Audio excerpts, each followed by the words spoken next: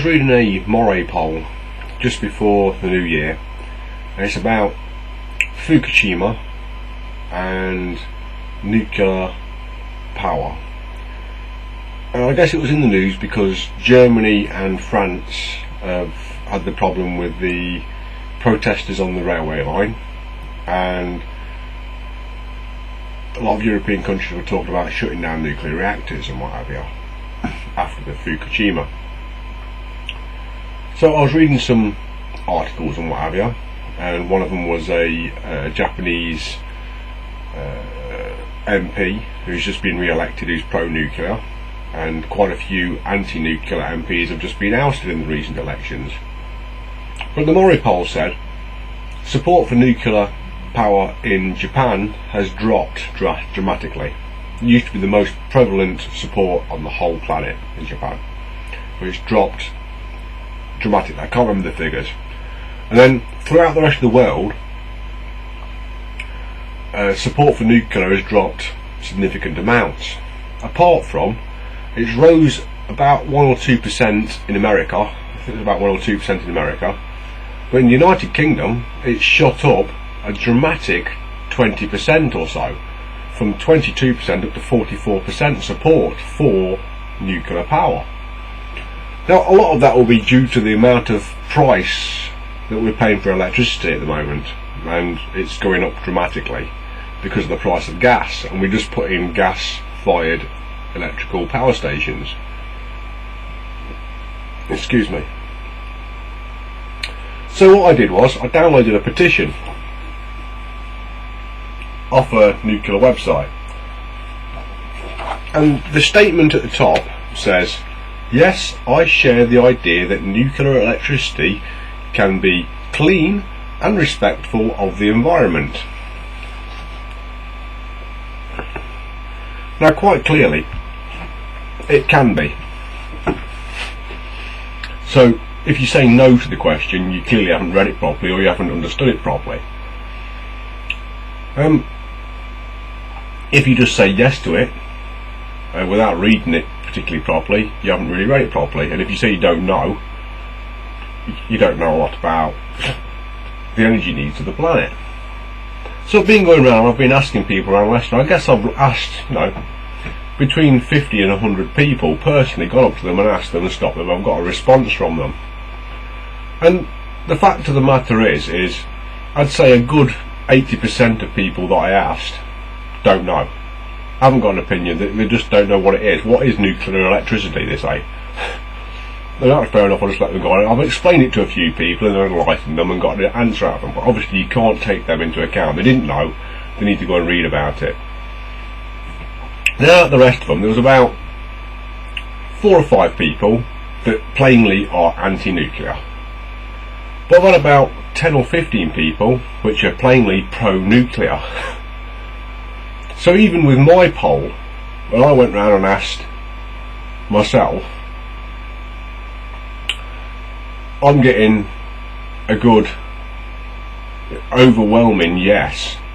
The don't knows, you can't take into account the don't knows, you have to scrap that vote, don't you? And I've got a 2-to-1 yes vote. Down in London, when they took the Moray poll, it was a 40 to 30%, the rest were don't knows, or something like that, or 40 to 20%, the rest were don't knows. So quite clearly, the BBC report that I saw, showing that the support for nuclear power in the United Kingdom is rising rapidly, is right. And it should be as well. It's one of those powers that we do need. As we do mining throughout the whole planet, we dig out plutonium and uranium, or uranium basically.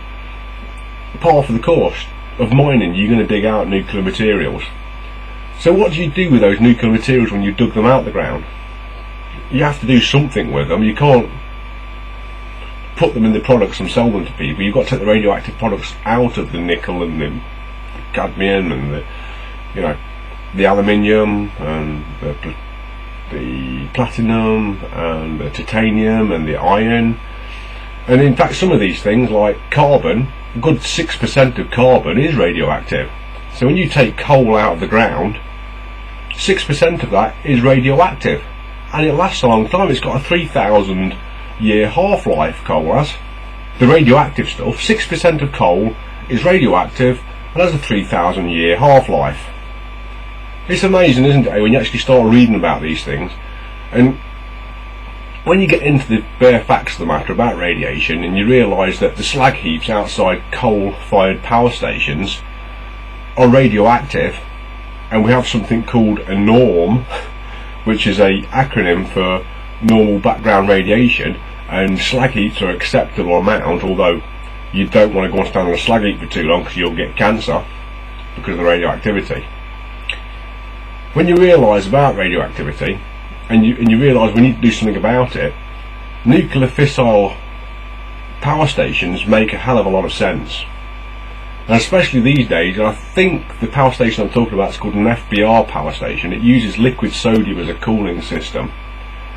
Now, they're very technical and they're very, very new and they're very experimental. And I think Japan's the only country on the whole planet which has got a proper up and working sodium reactor. Now, these sodium reactors negate the use of reprocessing plants because they reprocess the fuel themselves, basically. So the amount of what we call waste isn't waste anymore, and at the end of the day, the stuff that we call waste is not being used, and like all the stuff that we waste on the planet, most of it is usable. And let me give you an example. There's a device out there called a beta voltaic, which basically uses beta radiation from low yield radioactive fuel. Say the cesium could be a beta voltaic.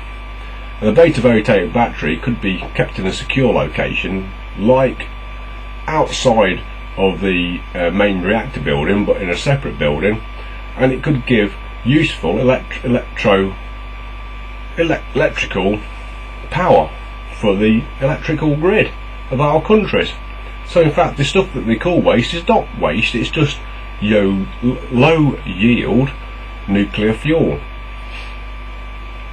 Now hopefully there is enough support in this country for nuclear power stations, because when we put the gas fired power stations in 12-13 years ago,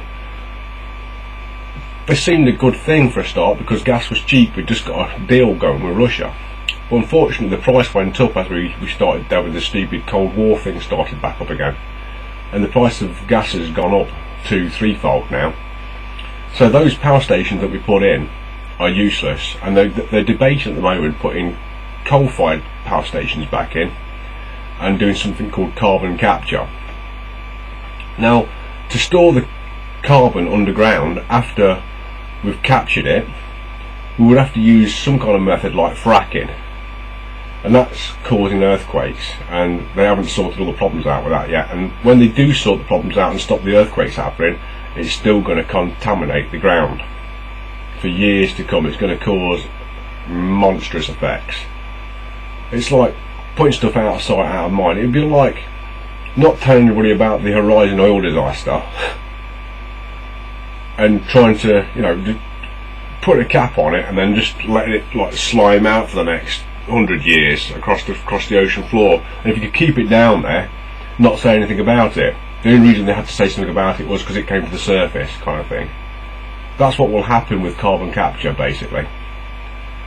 You know what we're like, we're a bit stupid. Now the thing is with radioactive contamination is that any Tom, Dick and Harry can go onto somewhere like eBay and buy a Geiger counter, and you can have it running in your house all day and just replace the batteries when required.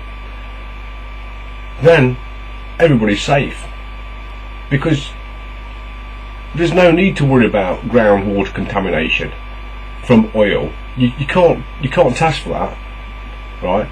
There's no need to worry about ground contamination from radioactivity, because as soon as it happens, if you've got a Geiger counter, you can tell where it's happening. Whereas if oil's leached into the ground or mercury's leached into the ground, because you can't see it and you can't detect it with anything, you have to wait until you start dying. Whereas the scientists know, but they keep it a secret, don't they? But with radioactivity, Any Tom, Dick and Harry can buy a Geiger counter and test for radioactivity. You can test your food for it, you can test everything. So you go onto eBay, you buy a Geiger counter, and you can test your chips. You can test your loaf of bread for radioactivity. Constantly. It's simple, it's easy. Radioactivity. They can't con you. They can't hide it from you. There's no secrets they can keep from you. It's the best solution for everybody, because we can keep an eye on them and they can keep an eye on us. We can keep an eye on each other. Please say yes when they ask you for nuclear fissile stations. And by the way, when fusion nuclear comes, that's going to be a blessing, but it looks like it's going to be between around about 2040 and 2070. So in between 2010, 2012 and 2070, we've got to have some kind of fill gap, and unfortunately we're not going to build the dams we need to store energy from solar, because it's going to destroy lots of environment. And wind energy, the same thing applies to that. We need some kind of accumulator, some kind of battery, because the wind doesn't always blow, the sun doesn't always shine, and building dams everywhere would just ruin everything. It'd take the environment away. You're going to kill trees, you're going to kill animals, and then you're just going to complain. I don't think people actually realise how much land is going to be taken if we go completely to renewable. And let's face it, what you're going to do with the waste from mining anyway.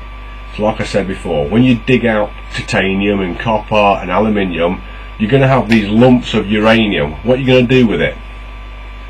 The best thing to do is to put it in a nuclear power station. That is the best thing to do, I'm telling you. There's the only answer. Otherwise we're going to have these mines full of radioactive stuff, and they've got to be guarded by the police and by the armies. So it's best to, instead of just putting it in a mine and leaving it to decay, the best thing would be to do is put it in a reactor and get the electricity out of it, soak the electricity out of it. And if you want to put the reactors underground, lovely. Let's put it underground. If you put it underground anyway, in an underground store to store it, why don't we just build the reactors underground? You've got no excuse. The best thing we can do is nuclear reactors.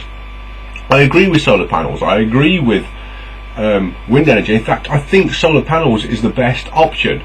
But the best option for solar panels would be to put batteries in your roofs and charge your batteries up during the day. And when the batteries are fully charged, use the excess electricity off them then.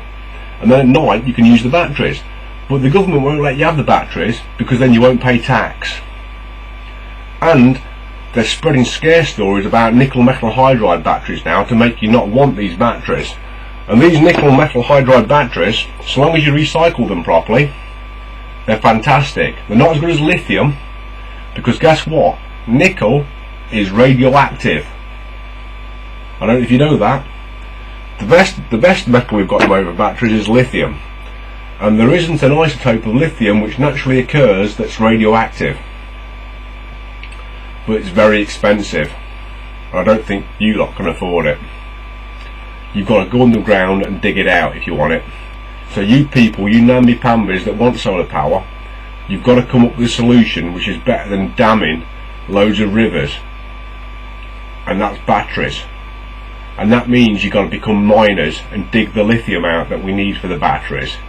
That's your only option. And while you're digging the lithium out, guess what you're going to find in the lithium mines?